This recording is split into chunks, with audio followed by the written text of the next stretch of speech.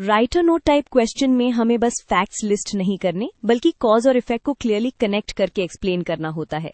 यहाँ फोकस है great depression और उसका इंडियन इकोनॉमी पर इम्पैक्ट।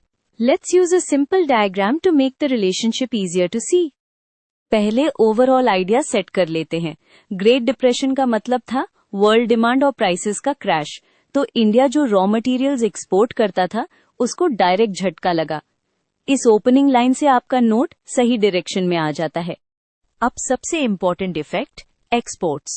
सोचिए, जब वर्ल्ड मार्केट में डिमांड गिरती है तो इंडिया का एक्सपोर्ट कम होता है और जो बेचा जाता है उसका प्राइस भी गिरता है।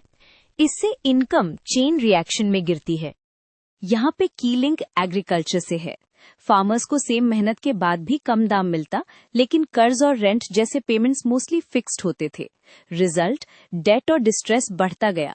ये पॉइंट एग्जामिनर को क्लियरली दिखाता है कि इम्पैक्ट ग्राउंड लेवल पर कैसा था। अब इंडस्ट्री का एंगल समझो। जब लोगों की परचेजिंग पावर गिरती है तो डिमांड फॉर गुड्स भी गिरती है, साथ ही ट्रेड स्लो होता है तो इंडस्ट्रियल एक्टिविटी और एम्प्लॉयमेंट पर प्रेशर आता है। इसको आप शॉर्टकट लॉजिकल वे में लिख सकते हो।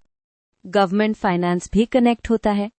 ट्रेड और इनकम्स डाउन तो कस्टम्स और लैंड रेवेन्यू कलेक्शंस पर बुरा इफेक्ट। कॉलोनियल गवर्नमेंट ने ऑफन टैक्सेस रेज किए या स्पेंडिंग कट की, जो डाउनटर्न को फील करवाता था। ये पॉइंट नोट को कंप्लीट बनाता है।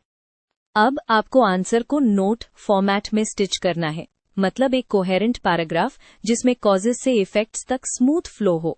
मैं एक मॉडल नोट दे रहा हूं, आप इसको अपने वर्ड्स में थोड़ा मॉडिफाई कर सकते हो, बट आइडियाज यही रहेंगे।